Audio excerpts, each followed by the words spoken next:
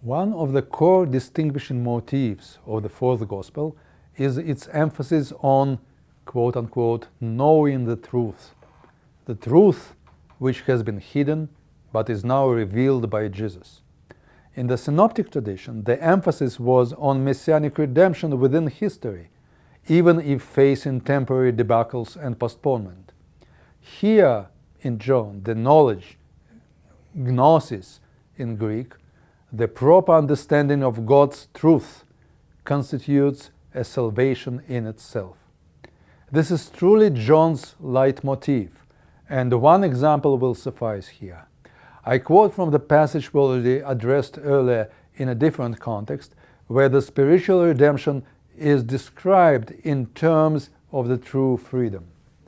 It's the Gospel of John, chapter 8, starting from verse 31. Jesus then said to the Jews who had believed in him, "If you continue in my word, you are truly my disciples, and you will know the truth, and the truth will make you free."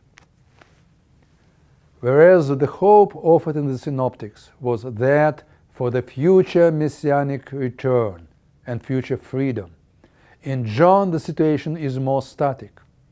Although the eschatological hope is not annulled, it kind of takes back seat, while the spiritual, or maybe better, intellectual transformation here and now comes to the fore, becoming the real thing. Again, it's not an absolute distinction. We have seen that in the synoptic narrative too, the kingdom of God has this here and now aspect. But the stress on it in John is greatly amplified. The intellectual aspect of gnosis is also peculiar to John. One can compare it with the philosophical emphasis in Philo on the quest for knowing God and His will. The terminology of gnosis also brings to mind the early Gnostics, whom we mentioned at the beginning of our course. However, while the knowledge of the truth was certainly prominent in Gnostic outlook, John has nothing to do with the dualistic distinction between the true spiritual God and the creator of the world. At best, John's tendency can be thus called quasi-Gnostic.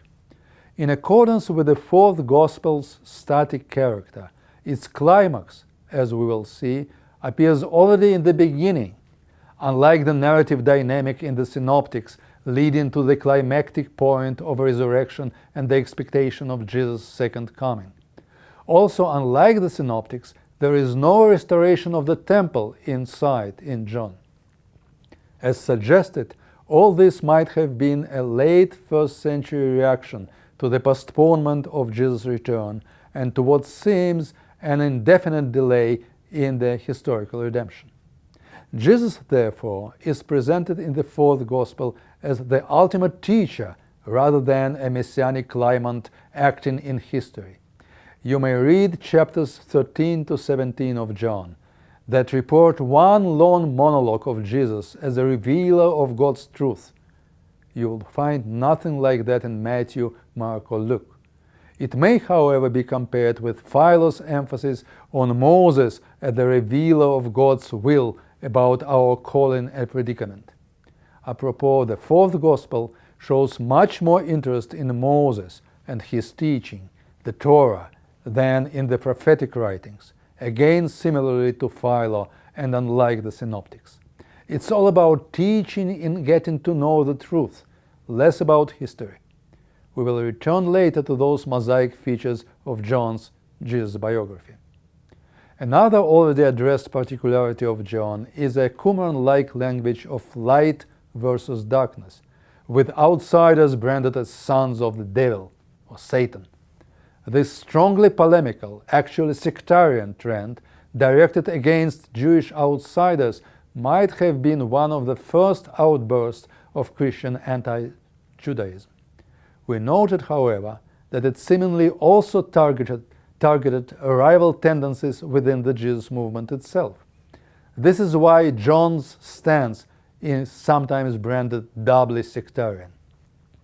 Next time we will start our discussion of John's great opening, the so-called Johannine prologue, John chapter 1, verses 1 to 18.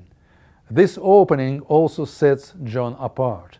We have already addressed Mark's beginning with Jesus' immersion in the Jordan River and the reception of the Spirit. We also talked about Matthew's beginning with Jesus' Davidic genealogy, and Luke's beginning with some childhood stories and the link to the temple. All the synoptics, thus, begin with description of the commencement of Jesus' messianic life story that would eventually lead to the climax of crucifixion, resurrection, and ascension. Now comes the prologue of John, which, as we will see, starts instead with suggesting that the Messiah's biography actually started already with the act of creation. Such an outline seems to presuppose that Jesus' earthly life is nothing but a later phase in that biography, at the end of which he returns to his original heavenly abode. We will focus on possible Jewish settings for such a rethinking of the messianic event. And to be ready for our discussion, please read first the prologue, John chapter 1, verses 1 to 18. Second, the description of Moses receiving the second tablets of covenant in Exodus chapters 33-34.